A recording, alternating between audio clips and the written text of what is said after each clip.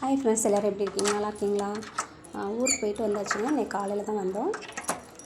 காலையில் வந்தோடனே சமையல் வேலையெல்லாம் முடிச்சிட்டோம். நான் தைக்கிற வேலை இருக்குது. செம்ம பனிங்க. ரிட்டர்ன் வரும்போது ஊரில் இருக்கும்போது கூட நான் நல்லா தான் இருந்தேன்.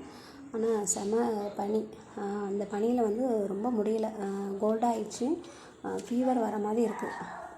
அதாவது ரெஸ்ட் எடுத்தால் நல்லாயிருக்கும். ஆனால் தைக்கிற வேலை நிறையா இருக்குது. மறுபடியும் 7ஆந்தேதி முகூர்த்த நாள். அந்த முகூர்த்த நாளுக்கு கொடுக்க வேண்டியது நிறையா இருக்குது. நான் ஊருக்கு போயிட்டு வந்து தரேன்னு சொல்லி எல்லாத்துலேயும் சொல்லிட்டேன். காலையில் வந்து ஒரு பவர் செட்டை பார்த்தீங்க இல்லைங்களா, அது வந்து கொஞ்சம் ஏற்கனவே பாதி ஒர்க் பண்ணியிருந்தேன். மீதி ஒர்க்கு வந்து முடிச்சிருக்கேன். அக்கா தங்கச்சி 2 பேருக்கும் சேமாக. இப்போ வந்து இது வந்து நான் 7ஆந்தேதி கொடுக்கணும். இந்த 5 ப்ளவுஸும் 7ஆந்தேதி ஊருக்கு போகிறாங்க. 6ஆந்தேதி கொடுக்கணும்.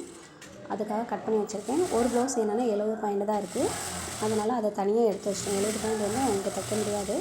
அதனால் அதை தனியாக எடுத்து வச்சிட்டேன்.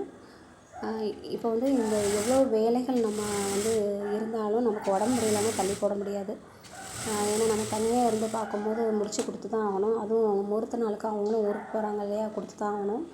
அதனால் முடிஞ்சளவு நைட்டு 9 மணிக்குள்ளே முடிச்சுட்டு ரெஸ்ட் எடுக்கலாம் அப்படின்னு முடிஞ்சளவு ட்ரை பண்ணிகிட்ருக்கேன். அது வந்து ஃபீவர் வர மாதிரி இருக்குது. ரொம்ப முடியலை தான் எனக்கு. ஊரில் வந்து செம்ம என்ஜாய் பண்ணினது. எவ்வளோத்துக்கு என்ஜாய் பண்ண முடியுமோ அவ்வளோ என்ஜாய் பண்ணோம். எங்கள் அத்தானோட சித்தப்பா பையனுக்கு தான் மேரேஜு. அவங்க தம்பிக்கு அவங்களுக்கு வந்து 36 வயசு ஆகிட்டு. ரொம்ப வருஷம் கழித்து கல்யாணம் கூடியிருக்கு.